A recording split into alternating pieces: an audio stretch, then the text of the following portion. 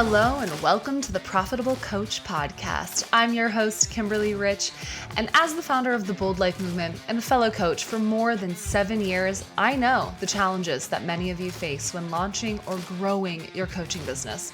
And I'm here to pull back the curtain on the coaching industry and help you overcome roadblocks to make the impact you were born to make. Each week, I'll be interviewing successful coaches from every corner of the industry to share exactly how they have managed to generate massive impact and income. From strategy to psychology, we cover it all. This show is presented to you by Transformation Academy, a global marketplace of courses and coaching certifications. So whether you are already part of our epic community or you're brand new to this show, if you're ready to learn what it takes to turn your passion for service into a profitable business, then keep listening. You are in the right place.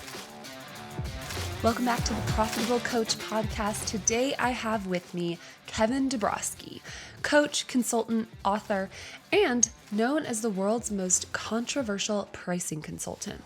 But for good reason. He guarantees he can help his clients to close their next client at 67% to 900% more than what they're currently charging. Don't take my word for it though. In today's episode, hear why he no longer believes in high performance coaching, thinks most of the coaches in the industry suffer from 11 of the same pricing mistakes, why his model is different than the high ticket approach we see other coaches employing. And if you want even more great free content, then I encourage you to leave us a review, because for the first 100 reviews that the podcast receives, we're actually giving away a free certification from the Transformation Academy certification and course library. All you have to do is screenshot your review and email it to contact@transformationacademy.com. All right, without further ado, let's welcome the one and only Kevin Dubrosky. Hello. Welcome back to the Profitable Coach Podcast. I have with me today a dear friend, Kevin Dubrosky. We met at the High Performance Coaching Certification, and I feel like your life has taken so many beautiful twists and turns in terms of coaching since then. So I'm excited to have you on to share your expertise. Cool. Yeah. Excited to chat about it. Amazing. So give us a little bit of background. What initially drew you to the world of coaching, and how have your perspectives on the type of coach that you are shifted since that time? Ooh.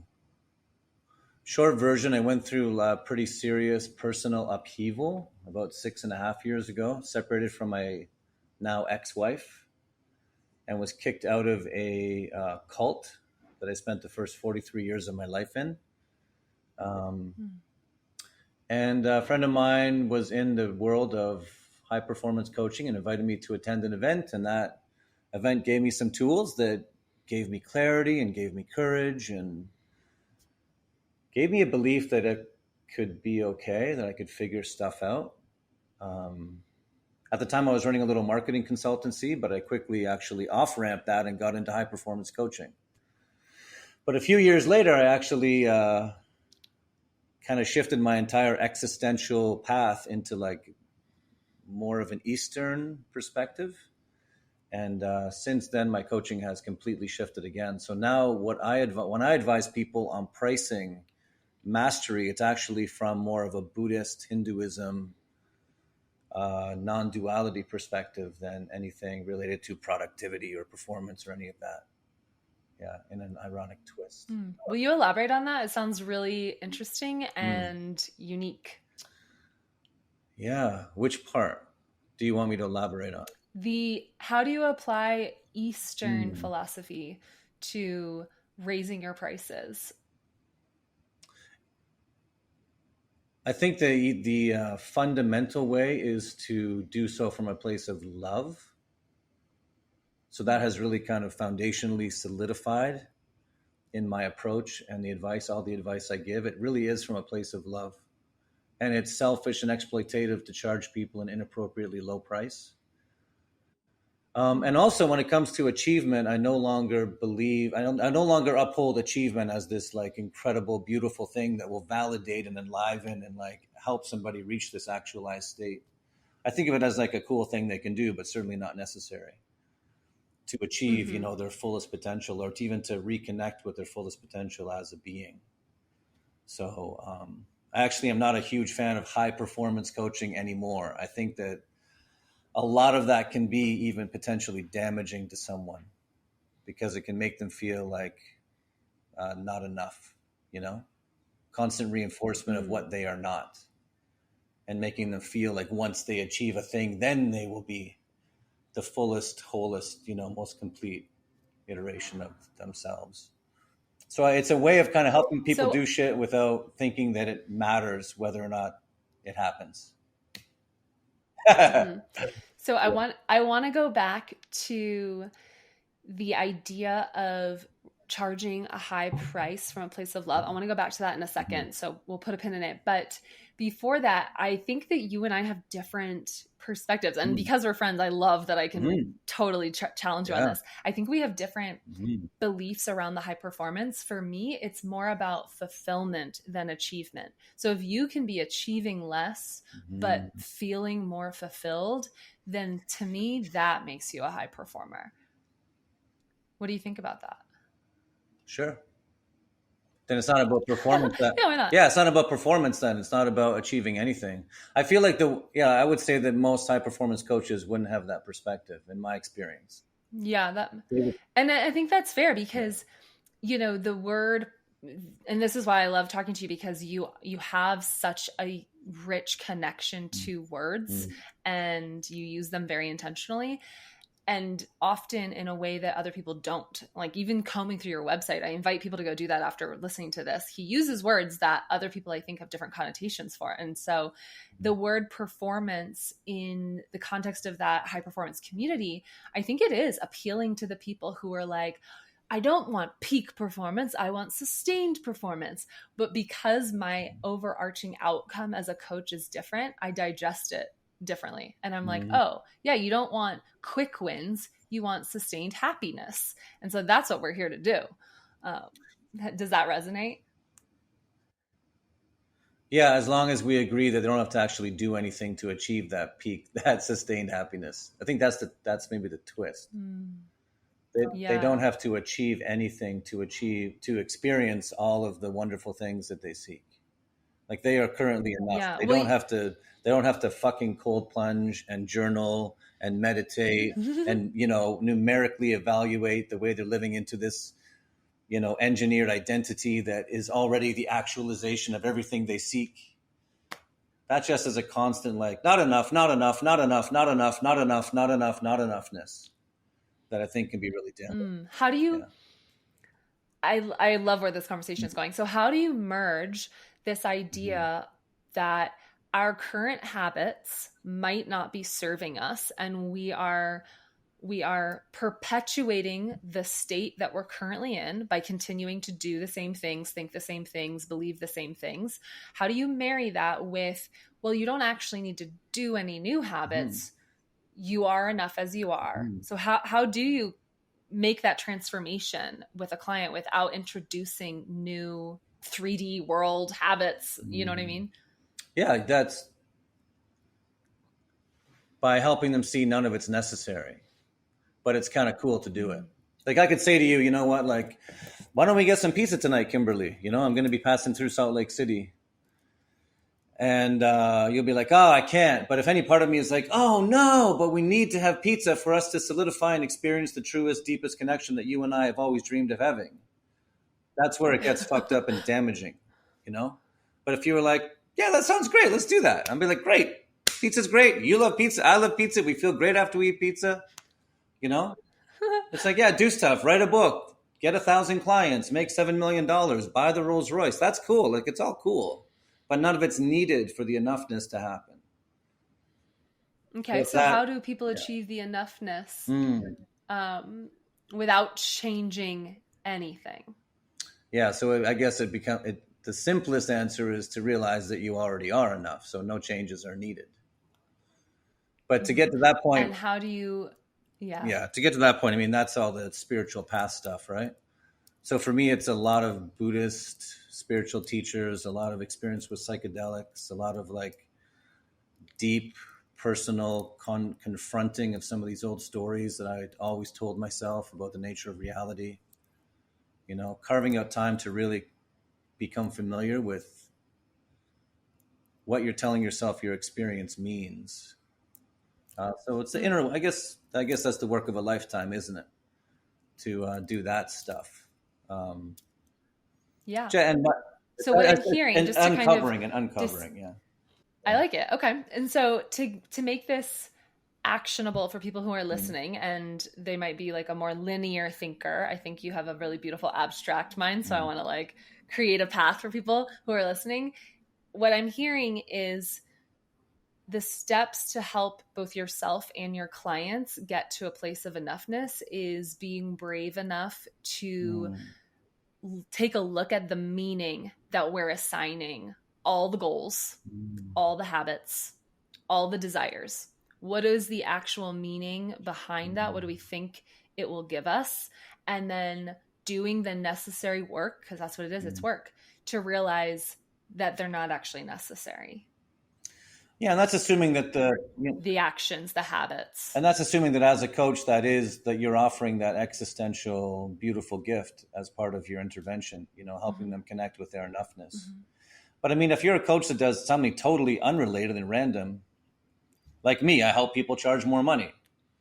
Or somebody might help with Facebook marketing, or somebody might help with, you know, how to improve the relationship or the intimacy they have with their partner, or, you know, how to, you know, raise a child, you know, under certain circumstances, you know, that has certain challenges. So, I mean, I think the way you marry them is to never try to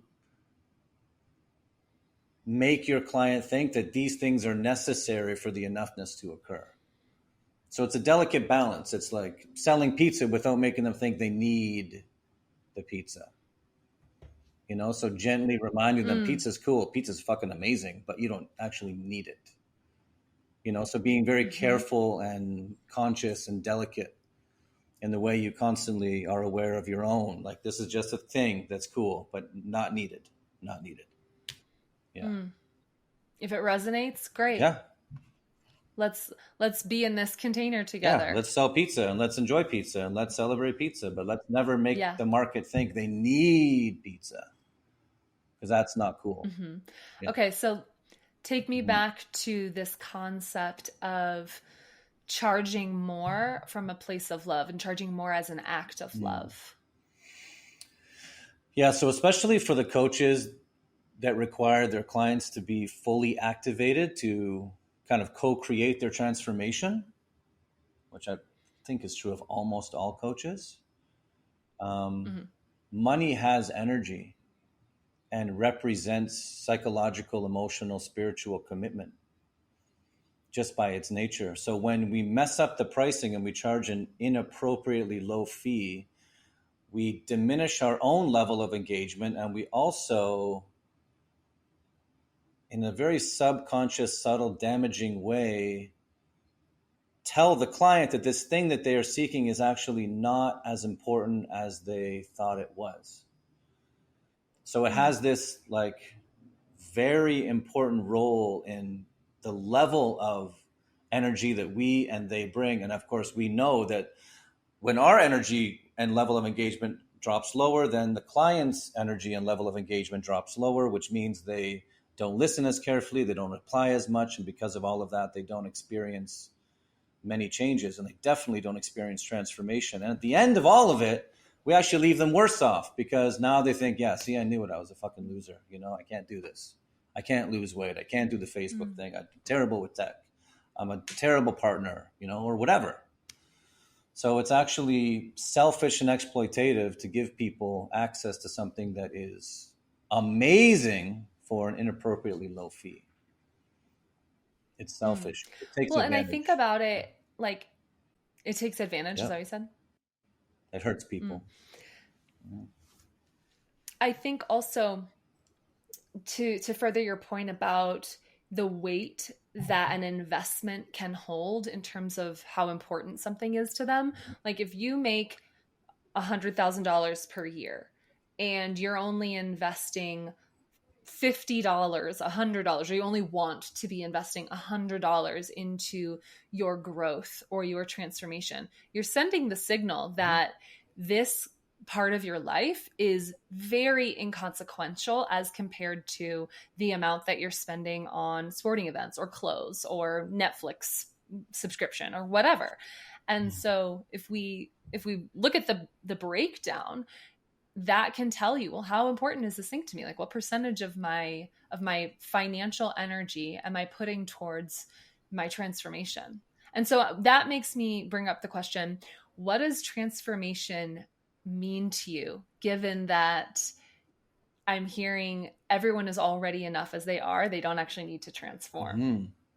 A beautiful definition I heard from a guy named Alan Weiss is any improved condition for the client. And that improved condition changes coach to coach, client to client. Which is why also for one-on-one coaching clients, you never charge the same amount for every client, which is another huge error that most coaches make. They charge kind of a standard price. I love that. Never, because the upside is never the same. The stakes are never the same. So how do you approach that? So then you develop skills around being able to assess the needs of the client. So you can diagnose whether or not an intervention is even available based on your own skills, but then you can also quantify the value of that intervention. And that is what determines ultimately the price that you charge the individual. Oops, sorry.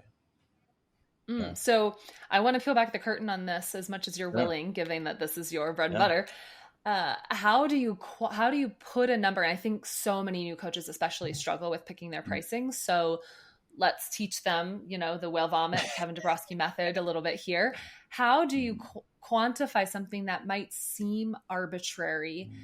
Like, is it based on the person's income? It's based on what you think the value is to them. Like, how do you clarify something that seems arbitrary?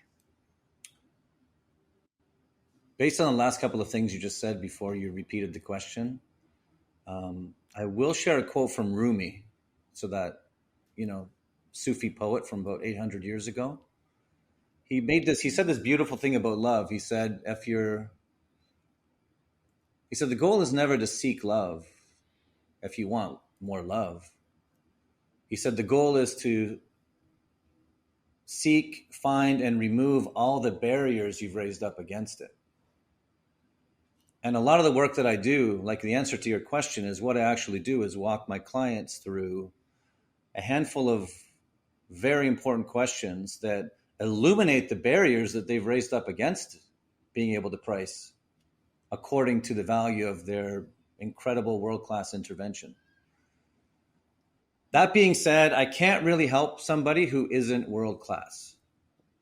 And none of the ideas that I have and none of the strategies or tactics that I offer will help somebody who's not in the top 5% when it comes to actually helping people do really cool things in the world that they sell services in.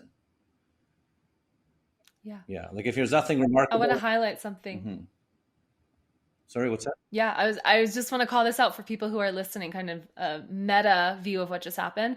So I heard Kevin define who he is and is not willing to work with, which I think is really important for new coaches. I think they start out being like, I want to help everyone.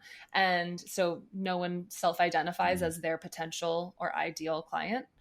And then saying that you only work with world-class, well, I would want to identify as someone who is world-class. So it already makes you someone that I would feel like, oh, I want to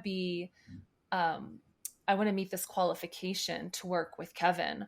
What is necessary for that? How do I make sure that I'm world-class? And not even like, oh, I need to become more, or I'm not good enough as I am, but like, you gave this awareness I didn't even have prior to this conversation, that world-class is something that I would want to identify as, so it's like add it to the list of things that aspiration, get to be part of the becoming. Say that one more time. Aspirational, kind of.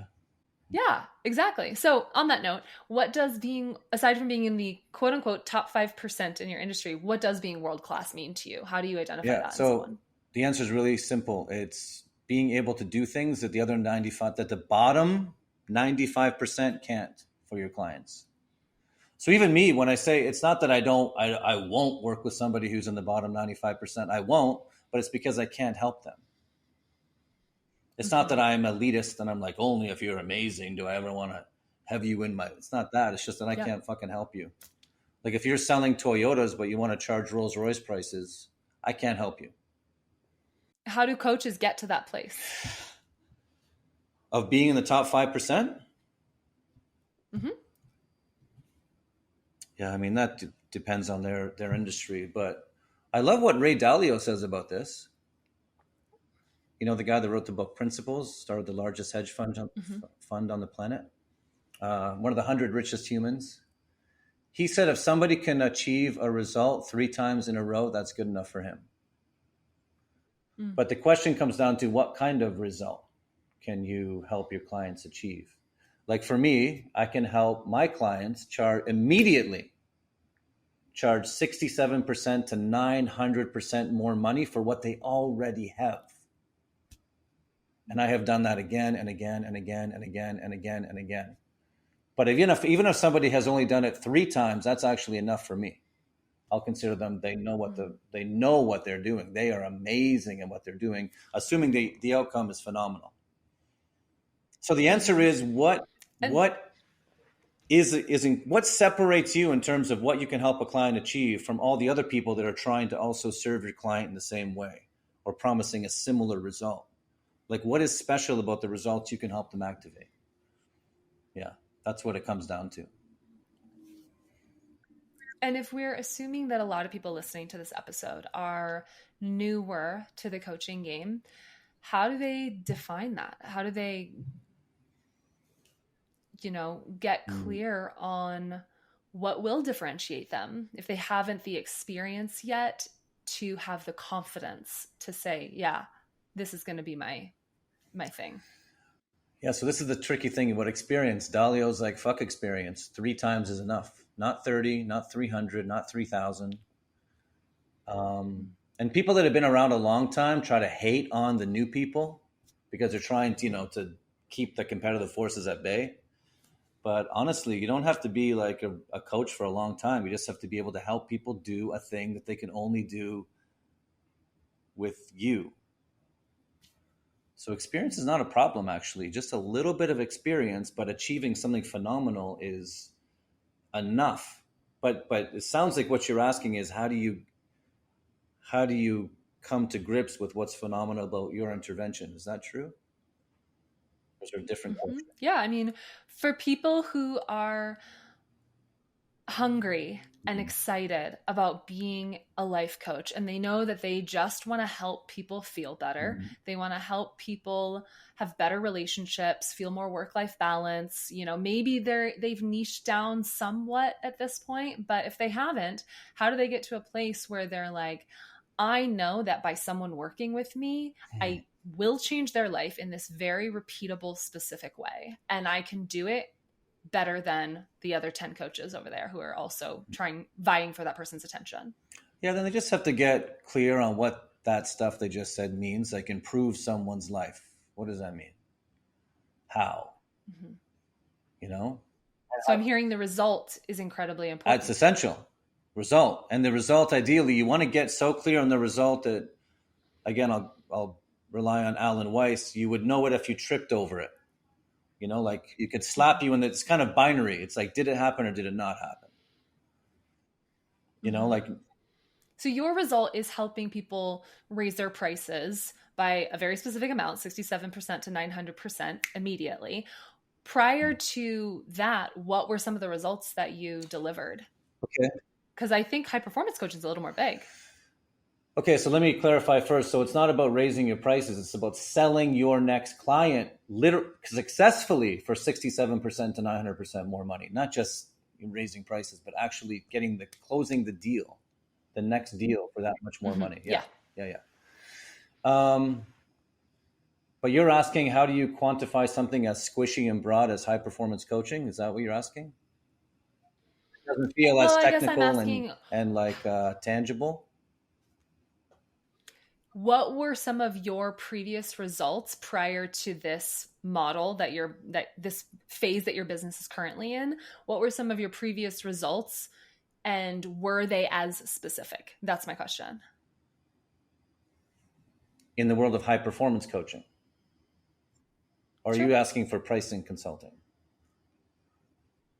I'm asking in the career of Kevin Dubrosky. Because I don't think you have always had such a specific result, correct? Yeah, that's right. So before it used to be, like I did land a personal high performance coaching client 3.5 years ago, for 6 figures, one individual. And her results that were delineated during the sales conversion or the sales conversation, the enrollment conversation, were totally unique to her. And we got very clear, like in her personal life, in her professional life, financially, relationship with daughter, relationship with family business, these deliverables within the family business. Yeah, so it was just like taking these broad strokes and being like, I want to be in a healthy relationship, and being like, all right, what does that look like? So, health achievements. So it can be a mishmash. Like it can be, like if you do this and this and this and this and this within this time frame, then we have a way to quantify the value of that intervention. And we got very... Do you ever let the client quantify it? You have to, actually. You must, within the enrollment conversation. Again, to use Alan Weiss's words, you must reach a conceptual agreement around what measures of success are. You must. Because then they're like, yeah, that's true. That's what would need to happen for me to know I did the thing. And maybe it's like if you're a confidence coach, it can be like, I'll help you have more confidence in your personal life with your partner. Well, that's too broad. Maybe it's like, we're going to get you to a place where you are going to want to wear lingerie in front of your partner 3 times within a 30-day period. You're going to want to, and you're going to dance in front of him, which you've never done, because you are so comfortable and you've so much embodied your energy and this deep acceptance of who you truly are and this kaleidoscopic beauty. Like that's a very tangible result. That's a reflection of the more abstract achievement, right? Or you could say you're going to, go to the grocery store in your bikini in a little tiny sheer cover-up. That's how we're going to know whether or not you actually are confident in your body. That's, and you're going to do it that grocery store, the scariest one. Markers. The scariest one with all the hot people that go to it. You're going to do that one. And you're going to feel amazing doing it. You're not going to be timid. You're going to be like, fuck yeah, let's go. Excuse me, where's the avocados? Like that's, so it's, yeah. And is it on the enrollment call, I imagine, yes, that you are inviting the client to quantify that value? So you've got the marker for success, but who is defining the monetary value of that transformation? No, you don't define the monetary value on the enrollment call, but you do define the measures of success. That's your job as a coach to quantify the actual dollar amount that corresponds to this amalgam of transformation. Yeah. So this is a different approach than I've heard. Will you elaborate a little bit in terms of when you actually tell them what the cost will be to work with you, if not on the enrollment call? Yeah. So this is the thing, like when you use bespoke pricing for every one-on-one client, which I hope and pray everybody does who's watching this, which again is different from what a lot of people preach and teach. They say, no, sell this 12 weeks, 12-step program for X amount of dollars. No, fuck that. Never again. Unless it's a group coaching program with, which requires the exact same deliverables with every member within it. Then you can assign a standard price and everybody pays that price in this duration or whatever. But you might have a one-on-one client, and you might offer $1 million of tangible outcomes. And full well that you could get them those outcomes or activate everything they need to achieve those outcomes in 11 days. You don't give them a 6-month engagement. You don't sell them a 12-month program. You sell them an 11-day intervention for $100,000. Like time and money are not related. But that being said, yeah, so what you need to do is master the enrollment process in a way that allows you to actually diagnose the client, the potential client, see if they're ready to be a client. First of all, if they qualify, as a client, but then what it is they're looking for in terms of transformation. You get them to, to connect with how badly they want this thing and how much it sucks to be in their current state. And you hold space for them to do that. And there's mastery in that process. That takes time. You might have to hire somebody to help you with that. I had to hire somebody to help me with that 5 years ago, and that changed everything when I learned that. And that's part of what I do for my clients. I teach them that diagnostic process. And then you say, I'm going to, what time is it now? It's 5:22 p.m. I'm going to get you a detailed proposal in 24 hours. So expect it in your inbox before 5:22 p.m. tomorrow. And even the proposal itself has 7 or 8 key areas that remind them of this incredible, life-changing conversation where you held their hand and you went into the pain and into just how badly they want this other stuff. And you had full agreement, conceptual agreement on what it looks like to be able to overcome all these things and what's at stake and what are all the downstream effects and upsides to all of these cool things. And then you can appropriately assign a price based on those outcomes. Yeah. So it's a different approach for sure, but very powerful and needed for people that are going to spend the highest level, highest amount of money. Well, one of the reasons that I was so keen to invite you on the show is that you have a different approach from most other coaches, most other consultants that we've seen, and that's what makes you stand apart. That's what makes people drawn to you. And one thing I love about what you just shared is that, you saw a particular aspect in your business that had high leverage, and that was that enrollment conversation. And instead of taking the script that you and I both received during our certification, and I imagine you've received other scripts throughout the years that you've been educating yourself on how to be a coach, you said, no, I need rich support in this particular area because I know that I want to grow it and evolve it so that it's radically different and high value for my potential clients. And so you did.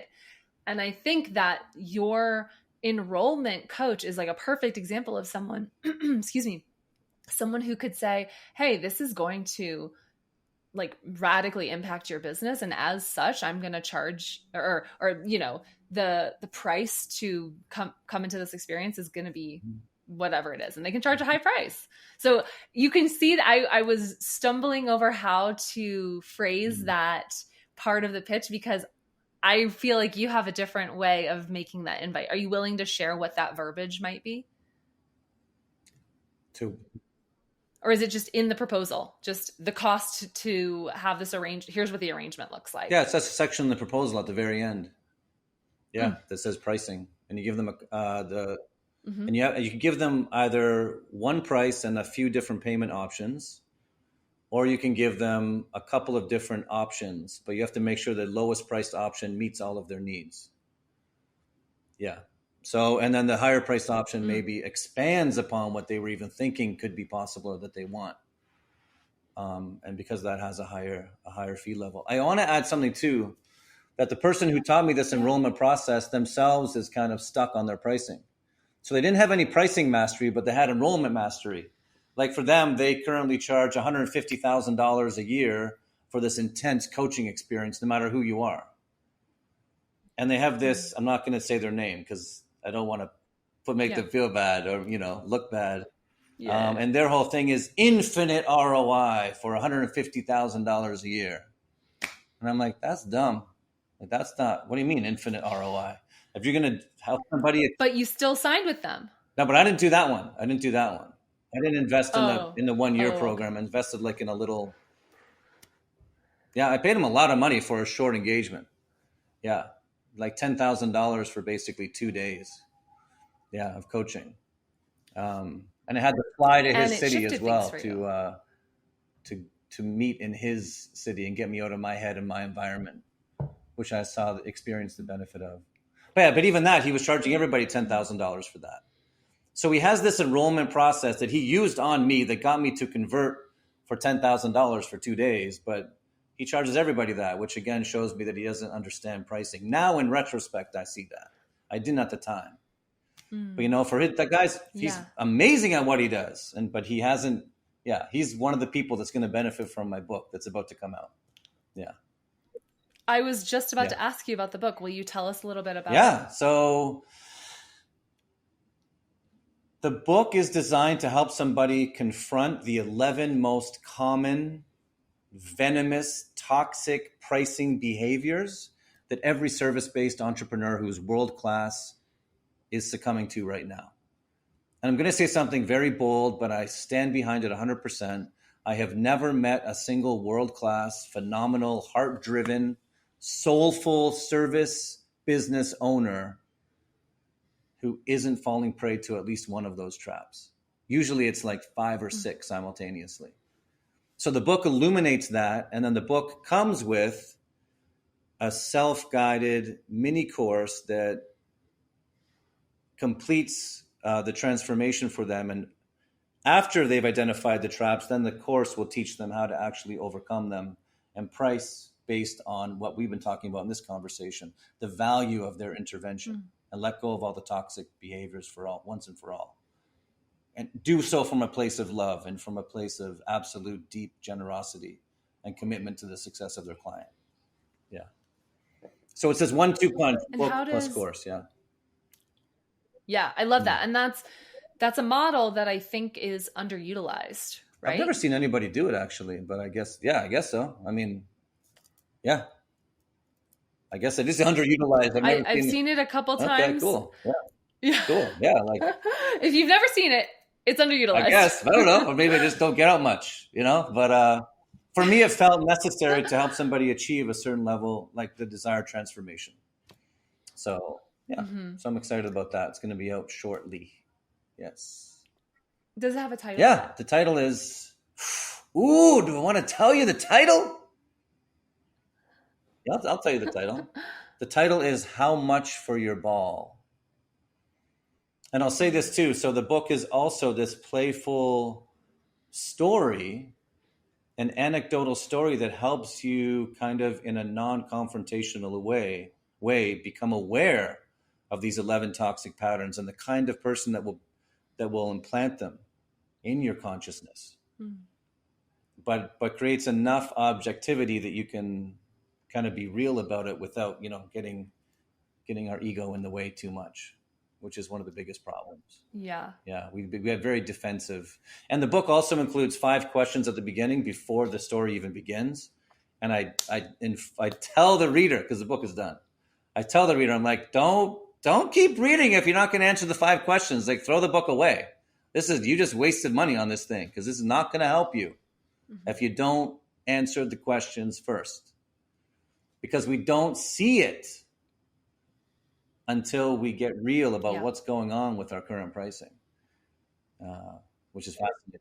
One of the things that I love about your books is how experiential they are and how different. Do you want to share a little bit about the other 2 that you have as well? Yeah, I mean, they're off the market, so nobody can get them. But the last book I wrote 5 years ago, well, that was kind of like a personal development book, which is why now I'm like, I don't want that book on the market. And actually a couple of my people close to me lately are like, why are you taking that off the market? That's a great, super weird book.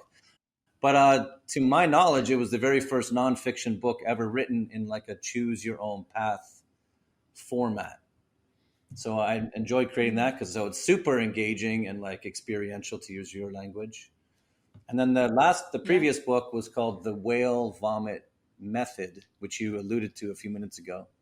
And it also has lots of exercises. So I try to write the books as if I'm doing a workshop with someone, because I feel like I don't know, I just feel like that's the best way to help somebody achieve the fastest transformation, the fastest result. I don't write to entertain, although I'm writing a screenplay right now, my very first one, that is designed to entertain, but also help people feel stuff, but totally different than, a book like this. So. Yeah, well, it makes sense for a self-proclaimed polymath. There you go. Yeah. Aren't we all? Aren't we all? Renaissance women. I definitely See? am. Who would not want to be a polymath? Who is not actually a polymath? I think we all are. What do you think? Do you think we all are? I think some people really like to pick a lane and just stay in it. That's where they find But aren't they comfort. also really great at like lacrosse and needlepoint, you know? And they're like an expert on reality TV. Like they're all, I feel like they're still, Perhaps. and they're cyclists who like cycle, 60 miles every weekend. Even the people in their names. I would Yeah. I would love to be one of those. I don't want Yeah. to be any of those people. No. No, no. But good for them. I worked for a cycling Good. company Okay. a couple years ago, and I was like, oh, there's something to Okay. this. So wait, why is the whale vomit method still a mouthful? Why is that off the market? Because now in the last 7 years since it was published, the second edition was 7 years ago, there's been so much more of my own expertise that has rose to the surface and been like refined and crystallized into actionable frameworks for my clients that it felt very subtle and kind of minimal in its ability to actualize the best possible outcome. So that's why the new book is a much more comprehensive, accessible, powerful, juicy little tool for somebody that wants to do that. I guess that's what happened, right? And what I think is all of it is useful on the journey. Yeah, it's true. And necessary even, eh? We have different speeds, different needs. Look at us with our poetry, our rhyming. Funny. So if you were going to leave our listeners with one piece of encouragement or wisdom, what would it be? Buy my book. And also Casual. love your clients enough to charge them an appropriately high fee. And also, may I add one more thing? Sure. There's this phrase in the coaching world called high ticket that I think is so dumb and unhelpful because it anchors us to this low, silly number. Like there's so many coaches that are like, I'll help you get high ticket clients that will pay you $3,000 or $8,000. I'm like, that's high ticket? Like I looked up the biggest, do you know how much the biggest business acquisition in the history of the United States, or even the history of the modern world is so far? Like how many dollars? Billions. How many billions? Take a guess. Adjusted for inflation to 2023 numbers. 65 billion. Thank you for playing. That'd be a big fucking deal, right? 322. Oh. 322 billion. Like that's a big deal. That is a big deal. So that's a high ticket. That's a highest ticket, right? Highest. So if we want to use term high ticket, I'm like, hey, if you were to choose $1 billion as high ticket, I think that would serve you. Like that's okay. Call that high ticket. If you do $1 billion deal, amazing. You're a high ticket, roller. You're a big time roller. But anything less than that, don't call that high ticket. Like it's not. Okay, I want to get a bit of clarity before we wrap up. So what if people who are listening want to help people who have never and will never have access to $10 million to spend on personal growth? I mean, you can help any segment of the market you want, right? But let me say this. If you get 3 clients that will pay you between $100,000 and $300,000, what would that think of the incredible things that would do for you, the people you love, the community that you live in, your clients, the people they love, the community they're part of, all the ripple effects. And think of how much freedom and space it would create in your life to be able to help people that have $0. Like how much more time would you be able to, record videos, throw them on YouTube? Like if you really are like, oh, but I want to help people that have nothing. Cool. Like I want to make TikToks. People can watch TikTok anywhere in the world. and be able to benefit from your wisdom. And you create space to be able to be generous with people that can't afford you. Like, that's the beauty I of, love the way you brought that home. yeah, like, it's not about being this greedy, selfish, not at all. It's the other way. Like, you create space. Yeah. You can serve from an overflowing cup at that point. Yeah. And that's really cool. That's very fulfilling, very fulfilling. Yeah. Very cool. I love that. Great note to end on. Kevin, where can people find you? Instagram, Kevin Dubrosky. I think there might be a link below this video. Or KevinDubrosky.com. Okay. Yeah. That's where you can keep track of all this. And they'll keep an eye out there for the launch of the book. Yeah. Yeah, that's where you can learn all about those things, the book and other things that may or may not become available. I think I'm actually only going to make that available. That'll be the thing that everybody who wants to work with me would have to buy first. The book and the course. The book and the course. The book that comes with the course. Yeah, the book and course bundle. Yeah. Because even people that want to work with me one-on-one, they need that foundational knowledge before I can even be able to help with more advanced and more rapid, cool outcomes. Yeah. Also, for those of you who are listening, I highly recommend checking out Kevin's website simply for the experience. It is different than most coaching websites you see. And I think that it's inspiring. It's, for me at least, it's always inspiring to see someone doing things differently. I'm exhausted by seeing all of the same stuff in the coaching industry. And so to see you doing it differently in a way that is benefiting you and your clients is inspiring and expanding. And I encourage people to go check it out. KevinDubrosky.com. We'll have it linked in the show notes as well. Cool. Yeah. I'm glad it had that effect on you. Yeah. It did. Always have. Every moment I get to connect with Kevin, I feel like I leave with a feeling of expansiveness and a little bit of poetry as well. Like you said, Kevin has a fun way of relating to words, and it's enjoyable. Good. It's been fun. All right. Thank you so much. Appreciate you. You're very welcome. Talk soon. And that's a wrap. Thank you so much to Kevin Dubrosky for coming on today's show. If you want to get information about his forthcoming book, or just stalk him a little bit, he's such an interesting individual with really unique perspectives, then head over to KevinDubrosky.com and you can get all of the show notes from today's episode at theprofitablecoach.com/009.